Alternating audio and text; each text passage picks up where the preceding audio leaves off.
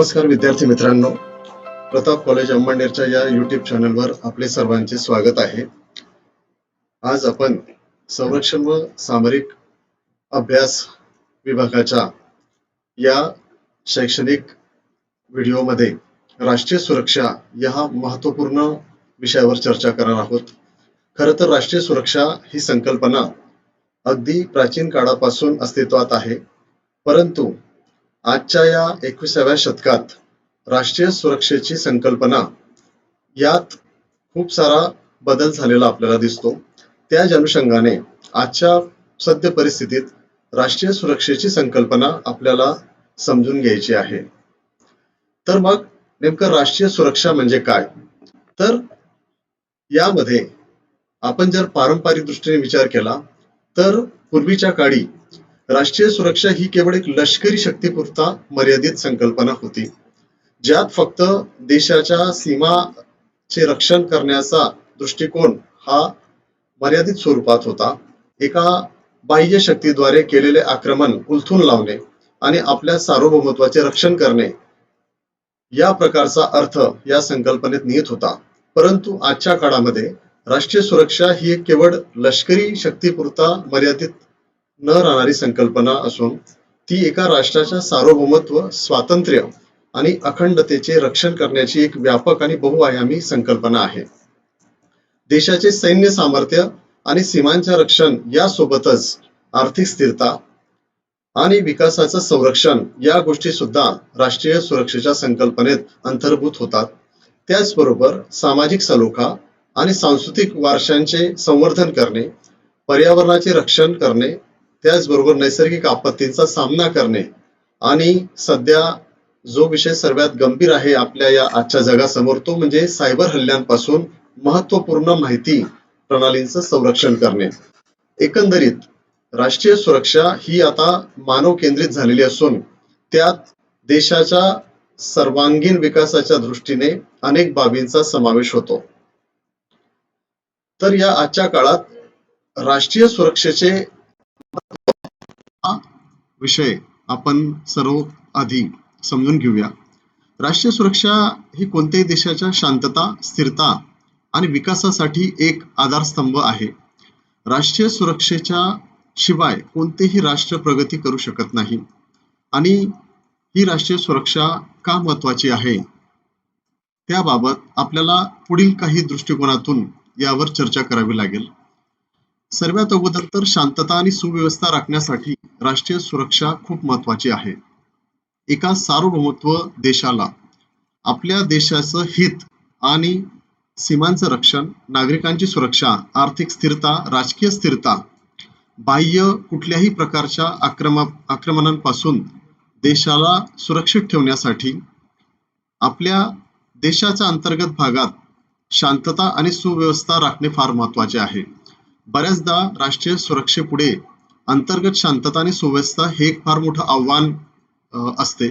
उदाहरणार्थ, एखाद्या देशात राजकीय स्थिरता नसेल, देशात जे शासन आहे, सरकार आहे ते जर स्थिर नसेल, पूर्ण बहुमताने नसेल, तर अशा देशामध्ये अराजकता माजण्याची खूप दाट शक्यता असते आणि याचा विपरीत परिणाम हा राष्ट्रीय सुरक्षेवर होत असतो.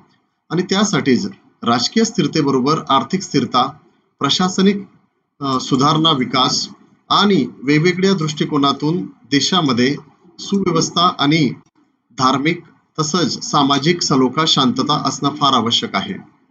त्याचबरोबर आर्थिक बाजूने जर राष्ट्रीय सुरक्षेचे महत्त्व आपण बघितल्यास आर्थिक वाढ आणि विकासाला प्रोत्साहन देण्यासाठी राष्ट्रीय सुरक्षा खूप गरजेची आहे.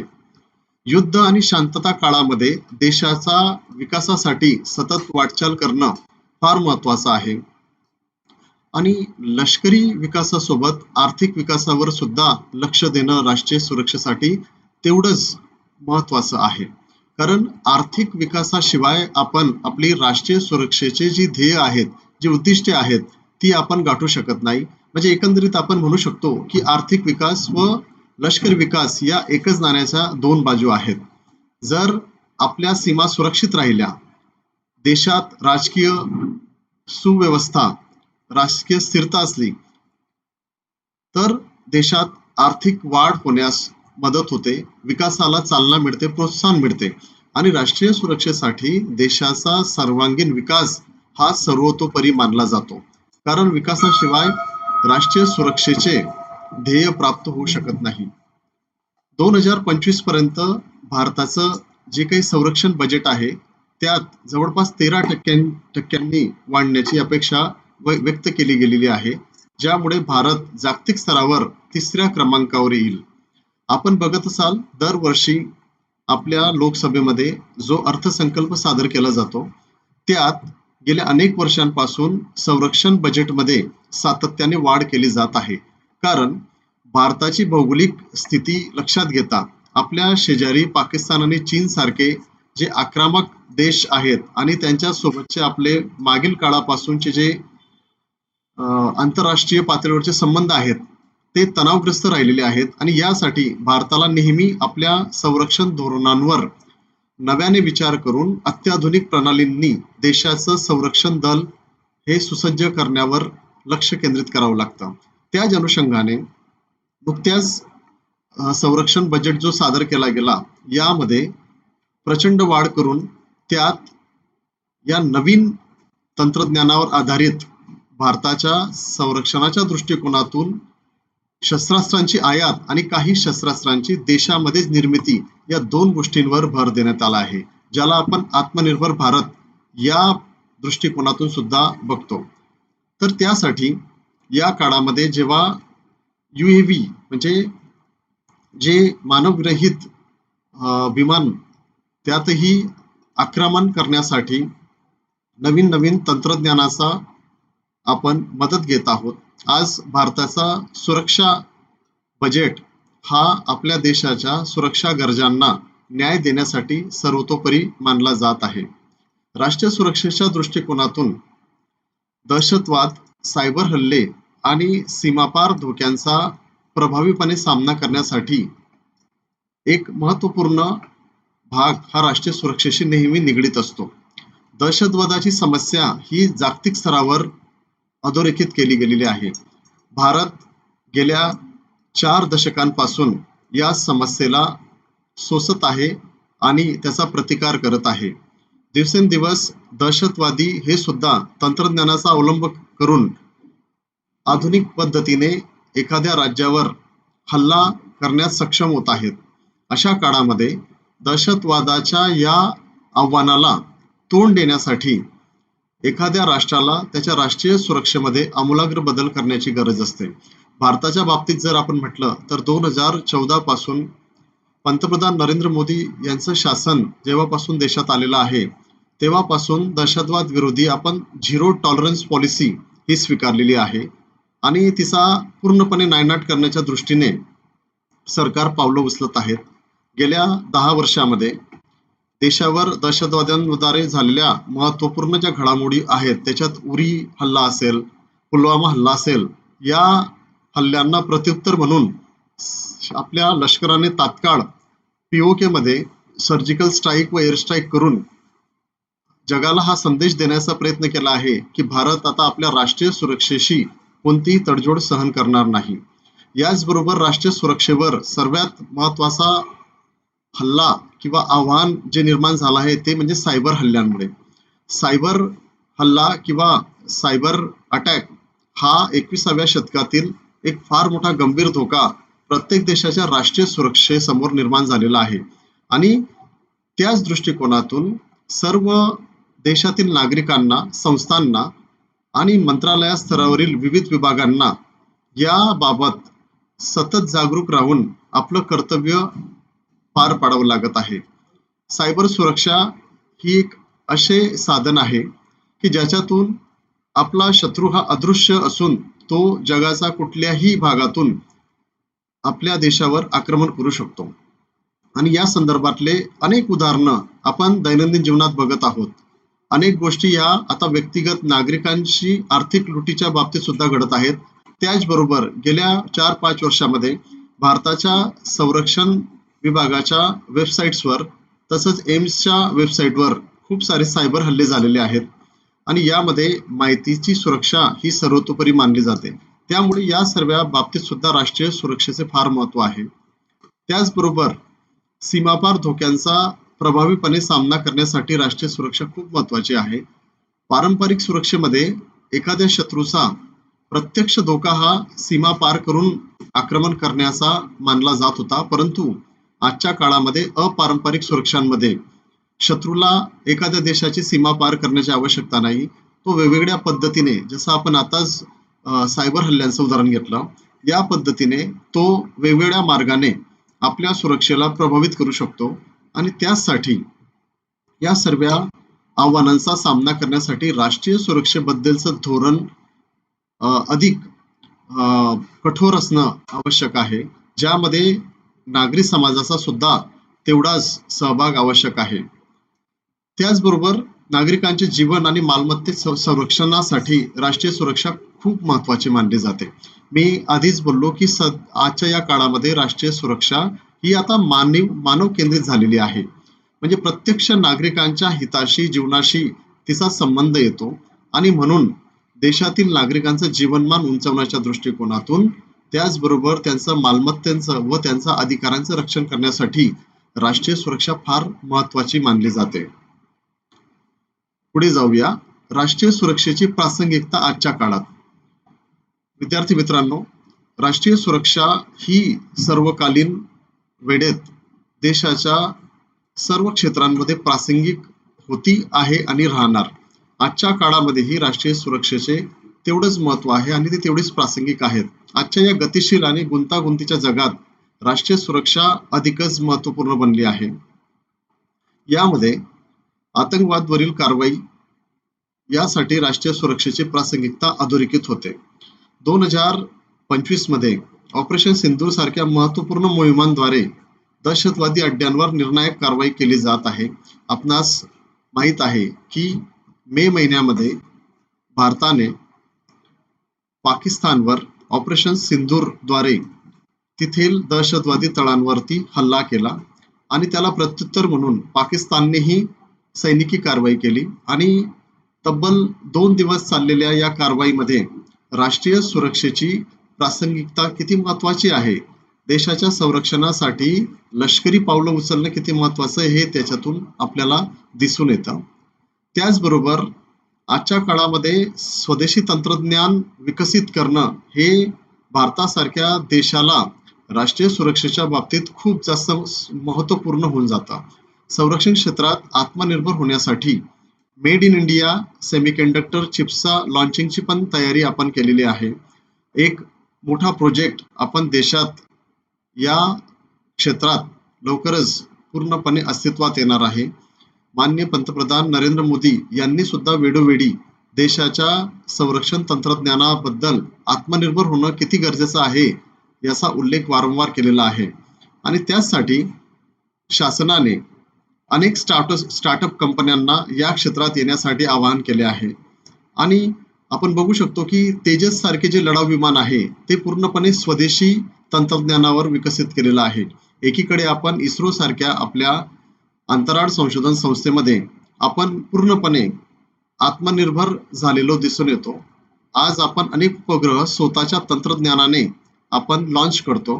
त्याचबरोबर येणाऱ्या काळामध्ये आपल्याला आंतरराष्ट्रीय सुरक्षेचा विचार करता आपल्या देशाच्या सर्वतोपरी हितासाठी स्वदेशी तंत्रज्ञान विकसित करणं तेही संरक्षण क्षेत्रात खूप क्रमप्राप्त झालेलं आहे.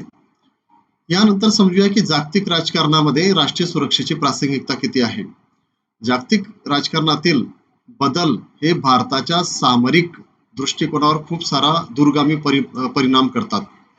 राष्ट्रीय सुरक्षेच्या बाबतीमध्ये जागतिक राजकारणाचा विचार करता या गेल्या 1.5 वर्षामध्ये अशा अनेक घटना घडलेल्या आहेत की त्यामुळे भारताची राष्ट्रीय सुरक्षा ही वारंवार बाधित झालेली आहे किंवा आपल्या समोर अनेक आव्हानं उभी झालेली आहेत. उदाहरणार्थ, रशिया आणि युक्रेनच्या युद्धादरम्यान काही अन्नधान्यांचं जे आपण पश्चिम युरोपमधून आयात करतो किंवा तेलाच्या किमती ह्या अस्थिर होऊ लागल्या, याचा सरळ परिणाम आपल्या देशाच्या आर्थिक स्थितीवर होतो, नागरिकांवर, नागरी जीवनावर होतो. त्याचप्रमाणे 2024 मध्ये अमेरिकेच्या राष्ट्राध्यक्षपदी डोनाल्ड ट्रम्प हे पुन्हा निवडून आल्यानंतर त्यांनी जगामध्ये जे टॅरिफ वॉर सुरू केलेलं आहे त्यामुळे अनेक देशांच्या अर्थव्यवस्थेवर त्याचा जबरदस्त परिणाम होऊन त्या देशाची राष्ट्रीय सुरक्षा कुठेतरी बाधित झालेली आहे. भारताचा जर आपण इन पर्टिक्युलर विचार केला तर अमेरिकेने सुरुवातीला भारतावर 50% टॅरिफ लादलं आणि ज्यामुळे अमेरिकेला होणारी निर्यात यावर आपला परिणाम झालेला दिसून येतो आणि एकंदरीत निर्यात कमी झाल्यामुळे जे परकीय चलन देशात येणार आहे ते कमी होतं आणि याचा सरळ परिणाम आपल्या राष्ट्रीय सुरक्षेवर होत असतो. अशा अनेक प्रकारचे परिणाम हे जागतिक स्तरावर आपल्याला पाहाव्यास मिळतात आणि जागतिक राजकारण हे नेहमी बदलत राहणार आहे. कारण आंतरराष्ट्रीय राजकारणात कोणीही कोणाचा कायमचा शत्रू वा मित्र राहत नाही. आपण बघू शकतो की जो अमेरिका पाकिस्तान सोबत कालपर्यंत तटस्थ भूमिकेत होता किंवा पाकिस्तान पासून त्यांनी अंतर ठेवलेले होते, ट्रम्प यांच्या दुसऱ्या कार्यकाळामध्ये आपण बघू शकतो की पाकिस्तान सोबत त्यांनी जवळकी साधलेली आहे. याचा कुठेतरी भारताच्या राष्ट्रीय सुरक्षेवर हा परिणाम होतो. म्हणून आजच्या या काळामध्ये राष्ट्रीय सुरक्षा ही खूप प्रासंगिक आहे. पुढे जाऊया. राष्ट्रीय सुरक्षेसाठी आवश्यक घटक. आपण एखाद्या देशाच्या राष्ट्रीय सुरक्षेचा विचार जर केला तर एका मजबूत राष्ट्रीय सुरक्षा प्रणालीसाठी अनेक घटकांचे प्रभावी समन्वय आवश्यक आहे. यात 4 मुख्य गोष्टी आवश्यक आहेत, त्याच्यावर आपण चर्चा करूया. सर्वात अगोदर सशस्त्र सेना, जी देशाची मिलिटरी पॉवर आहे, जी तिन्ही प्रकारची सेना आहे. आपण भारताच्या बाबतीत पर्टिक्युलरली बोलूया तर सेना हा देशाचा राष्ट्रीय सुरक्षेचा फार मोठा आधार आहे. स्थलसेना, वायुसेना, नौसेना, त्याचबरोबर पॅरामिलिटरी फोर्सेस यामुळे देशाला बाह्य सुरक्षेपासून तसंच अंतर्गत सुरक्षेमध्ये मदत होते. बाह्य धोक्यांपासून सीमा रेषांवर असलेली आपली स्थलसेना, वायुसेना आणि नौसेना या परकीय आक्रमणापासून देशाची सुरक्षा करतात. त्याचबरोबर अनेक पॅरामिलिटरी फोर्सेस या सीमेवर पण असतात आणि देशाच्या अंतर्गत सुद्धा राजकीय स्थैर्य असेल, प्रादेशिक वाद असेल, धार्मिक कट्टरतेमधून निर्माण झालेली दंगल असेल, आंदोलन असतील, या सर्वांमध्ये देशाची सुरक्षा जपण्यासाठी यांची फार बहुमोल अशी भूमिका आहे. त्यामुळे सेनेचा फार मोठा आधार आपल्या देशाच्या राष्ट्रीय सुरक्षेमध्ये आहे आणि म्हणून सर्वात महत्त्वाचा हा राष्ट्रीय सुरक्षेसाठी आवश्यक असलेला घटक आहे. कारण सशस्त्र दल नसतील तर देशाच्या सुरक्षेसोबत खूप कॉम्प्रोमाइज होऊ शकतं आणि देशामध्ये अराजकता माजू शकते. राष्ट्रीय सुरक्षेसाठी दुसरा सर्वात महत्त्वाचा जो घटक आहे तो म्हणजे गुप्तचर व सायबर सुरक्षा. स्वातंत्र्य काळानंतर भारताच्या सुरक्षा संरचनेमध्ये गुप्तचर विभागाला फार महत्त्व प्राप्त झाले आहे. कारण या गुप्तचर विभागाच्या भूमिकेवरच देशाच्या सुरक्षेचा जो काही विस्तार आणि कारवाईची दिशा आहे ती अवलंबून आहे.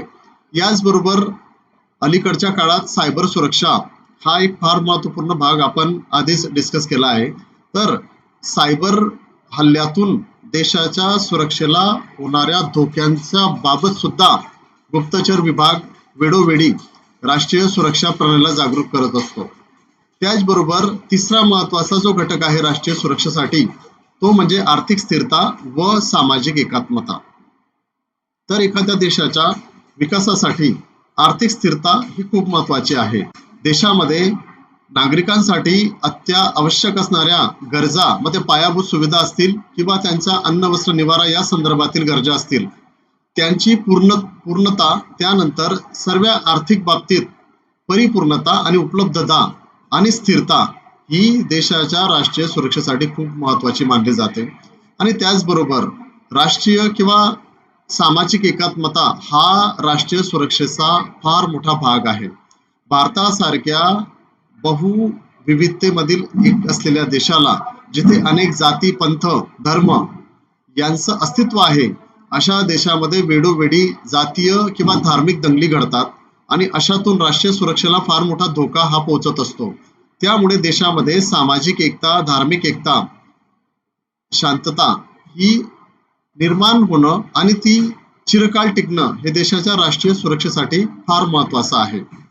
आणि सर्वात महत्वाचा चौथा घटक म्हणजे देशाचा नागरिक आणि तोही जागरूक नागरिक राष्ट्रीय सुरक्षेसाठी फार आवश्यक आहे. ज्या देशात आपण राहतो आपल्या सभोवताली आपल्या देशाविरुद्ध काही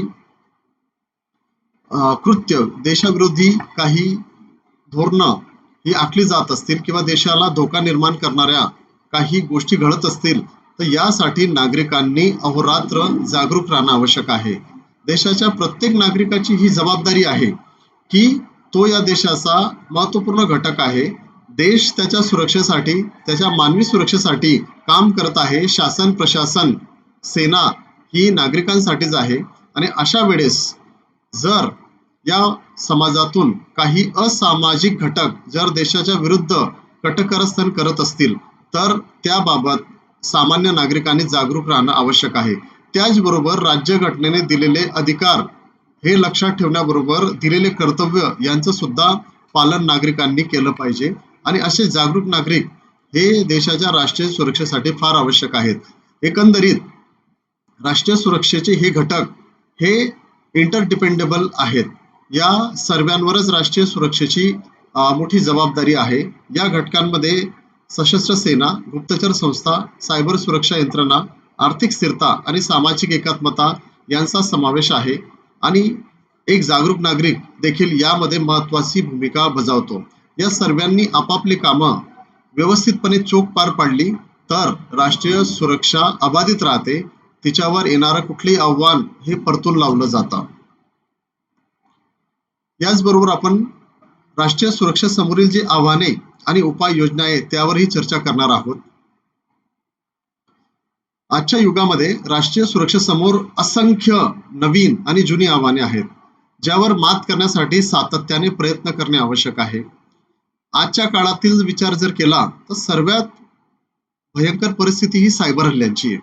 2024 पासून सायबर हल्ल्यांमध्ये 40% वाढ झालेली आहे ज्यामुळे संवेदनशील जो डेटा किंवा माहिती आहे आणि पायाभूत सुविधांना खूप मोठा धोका निर्माण झालेला आहे. आपल्या देशाच्या संरक्षण मंत्रालयाच्या जी वेबसाईट आहे त्याचबरोबर एम्स किंवा राष्ट्रीय जी आरोग्य यंत्रणा आहे त्याच्यावरही वारंवार सायबर हल्ले होतात. आपल्या देशाच्या रेल्वे मंत्रालयाच्या वेबसाईटवरही वारंवार सायबर हल्ले होतात आणि त्याचबरोबर सामान्य नागरिकांना आर्थिक दृष्टीने गंडविण्यासाठी रोज शेकडो सायबर हल्ले हे होत असतात आणि यामुळे हे सर्वात मोठं आव्हान आहे आणि याच्यामध्ये आपण जागरूक राहणं, सरकारने तयार केलेल्या नियम कायदे यांचं पालन करणं आणि दिलेल्या उपाययोजना लवकरात लवकर अंमलात आणणं हे आवश्यक आहे. कारण ही समस्या दिवसेंदिवस गंभीर होत असून देशाची सुरक्षा तसंच नागरिक सुरक्षा यामुळे कॉम्प्रोमाइज होत आहे. त्याचबरोबर सीमावर्ती भागातील तणाव, आंतरराष्ट्रीय संबंधात जसे की आपण चर्चा केली की कोणीही कोणाचा कायमचा मित्र व शत्रू राहत नाही, ती परिस्थिती सध्या आपण आपल्या सभोवताली अनुभवतो आहे. बांगलादेश सारखा जो आपला कालपर्यंतचा मित्र आज कुठेतरी भारताविरुद्ध भूमिका त्यांनी घेतलेली दिसून येते. शेख हसीना यांचा कार्यकाळ मध्येच हिंसेच्या मार्गाने उलथून त्यांना सत्तेतून बाहेर करून त्यांना देश सोडण्यावर विवश करण्यात आलं आणि तिथून बांगलादेशामध्ये एक धार्मिक कट्टरवाद असलेली अराजकता माजलेली आहे आणि याचा भारताच्या सीमावर्ती भागात तसंच राष्ट्रीय सुरक्षेवर खूप मोठा परिणाम होतो आणि एक फार मोठं आव्हान आपल्या देशासमोर उभं राहतं. नुकतेच तिथे निवडणुका झालेल्या आहेत आणि अपेक्षा आहे की नवीन सरकारसोबत आपले संबंध पूर्वीप्रमाणे चांगल्या पद्धतीने निर्माण होतील आणि हा ताण कमी करण्यास मदत होईल. याचबरोबर स्वदेशी उद्योगाला प्रोत्साहन हे फार मोठं आव्हान आहे. संरक्षण उद्योगामध्ये जर आपण विचार केला तर आत्मनिर्भरता वाढविण्यासाठी संशोधन आणि विकासाला चालना देणं फार आवश्यक आहे. भारत जगात सर्वात जास्त शस्त्रास्त्रांची आयात करणारा देश आहे. आपला खूप सारा जो काही उत्पन्नाचा भाग आहे दरडोई उत्पन्नाचा तो आपल्या आयातीवर जातो. यामुळे यापुढे देशाला संरक्षण क्षेत्रामध्ये आत्मनिर्भर होण्याची नितांत आवश्यकता आहे आणि त्या दिशेने आपला देश प्रयत्न करत आहे. त्याचबरोबर या आव्हानांना तोंड देण्यासाठी एक धोरणांचं अद्ययावतीकरण करणं आवश्यक आहे. बदलत्या परिस्थितीनुसार राष्ट्रीय सुरक्षा धोरणांचे नियमितपणे पुनरावलोकन आणि अद्ययावतीकरण करणं आवश्यक आहे. समस्या या आधुनिक काळात आपलं स्वरूप आणि व्याप्ती बदलवत आहेत आणि त्यामुळे देशाला सुद्धा त्याच्याशी स्पर्धा करता यावी, आपल्या राष्ट्रीय हिताला, सार्वभौमत्वाला, आपल्या आर्थिक हितांना सांभाळता यावं, रक्षण करता यावं, यासाठी या धोरणांना अद्ययावत करण्याची आवश्यकता आहे. आज जगामध्ये खरं तर खूप मोठी आर्थिक अनागोंदी चालू आहे. अमेरिकेच्या काही चुकीच्या निर्णयांमुळे संपूर्ण जगामध्ये आर्थिक क्षेत्रामध्ये कमालीची अशांतता आहे. भारत सुद्धा त्यापासून वेगळा नाही. अमेरिकेच्या टॅरिफ धोरणांमुळे भारताला गेल्या 6 महिन्यांपासून असंख्य समस्यांना तोंड द्यावं लागत आहे. आपल्या निर्यातीवर त्याचा परिणाम झाला आहे. आपल्या स्वदेशी जे उत्पादन आहे त्याच्या निर्यातीवर फटका बसला असून त्यामुळे देशामध्ये रोजगार निर्मिती किंवा आहे तो रोजगार कमी होण्याचा धोका निर्माण झालेला आहे आणि याचमुळे राष्ट्रीय सुरक्षेसमोर खूप सारे आव्हानं आहेत. त्याचबरोबर आपण जर पारंपरिक पद्धतीने बघायला गेलो तर राष्ट्रीय सुरक्षेसमोर भ्रष्टाचार, बेरोजगार, धार्मिक दंगली, त्याचबरोबर प्रादेशिक वाद, भाषावाद यासारखी अनेक आव्हानं आहेत. त्याचबरोबर बदलत्या युगामध्ये पर्यावरण सुरक्षेसंदर्भित आव्हान सुद्धा राष्ट्रीय सुरक्षेसमोर आहे आणि एकंदरीत मानवी सुरक्षेचा विचार करता आपल्याला या सर्व क्षेत्रांमध्ये देशाला स्थिर ठेवण्याची गरज आहे. आपल्याला सैनिक सुरक्षेमध्ये आपल्या देशाच्या अंतर्गत भागामध्ये राजकीय शांतता, आर्थिक शांतता, स्थिरता, सामाजिक सलोखा यावर खूप लक्ष देण्याची गरज आहे आणि भारतासारख्या बहुजातीय, बहुधर्म असलेल्या या देशामध्ये वारंवार घडणाऱ्या या ज्या घटना आहेत त्या कुठेतरी देशाच्या राष्ट्रीय सुरक्षेला बाधित करतात. आपण आपल्या या राष्ट्रीय सुरक्षा संकल्पनेच्या शेवटच्या भागाकडे आलो आहोत. एकंदरीत आपण या लेक्चरमध्ये हे बघितलं की राष्ट्रीय सुरक्षा ही केवळ सरकार किंवा सैन्याची जबाबदारी नाही, तर ती प्रत्येक नागरिकाची सामूहिक जबाबदारी आहे. एक सुरक्षित भारत एक समृद्ध भारत बनू शकतो आणि यासाठी शासनाच्या विविध योजनांमध्ये नागरिकांचाही सहभाग हा खूप महत्वाचा आहे. नागरिक आणि शासन यांच्यात जर समन्वय असेल तर देशाची सुरक्षा मजबूत होईल आणि त्याचबरोबर देश 21व्या शतकात जागतिक महासत्ता बनण्याकडे वाटचाल करू शकतो आणि त्यासाठी सरकारसोबत आपल्या नागरिकांनी सुद्धा खूप चांगल्या प्रकारे समन्वय साधून आपली कर्तव्य पार पाडणे गरजेचं आहे. सर्वे भवन्तु सुखिनः.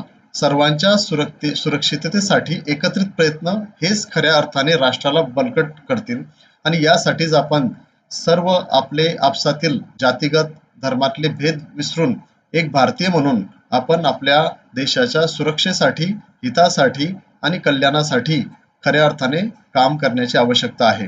आपल्या देशाच्या सुरक्षेसाठी जागरूक राहून आपले कर्तव्य पार पाडून आपण सर्वजण या महान कार्यात योगदान देऊ शकतो आणि नेहमी इंडिया फर्स्ट, देश आधी ही भूमिका जर आपण मनात कायम ठेवली तर आपल्या देशाला येणाऱ्या काळामध्ये आर्थिक बाबतीत आणि वैश्विक सर्वच बाबतीत महासत्ता बनण्यापासून कोणीही रोखू शकत नाही आणि म्हणून आपल्याला राष्ट्रीय सुरक्षेची ही संकल्पना फक्त अभ्यासापुरता समजून न घेता आपल्याला खऱ्या अर्थाने आपल्या सामाजिक जीवनामध्ये त्यावर काम करून आपल्या देशाला सुरक्षित बनवण्यासाठी जे काही करता येईल ते आपण सर्वांनी केलं पाहिजे. तर विद्यार्थी मित्रांनो, आजच्या या राष्ट्रीय सुरक्षा या विषयावर मला खात्री आहे की आपल्याला ही संकल्पना समजली असेल आणि निश्चितच आपण त्या बाबतीत अभ्यासाच्या व्यतिरिक्त देशाच्या हितासाठी प्रत्यक्ष विद्यार्थी म्हणून आपली भूमिका बजवाल आणि आपल्या देशाच्या सुरक्षेच्या दृष्टिकोनातून एक जागरूक नागरिक घडवणे, त्याचबरोबर त्याचा प्रसार करणे ही आपल्या सर्वांची जबाबदारी समजून काम कराल ही मला खात्री आहे. धन्यवाद.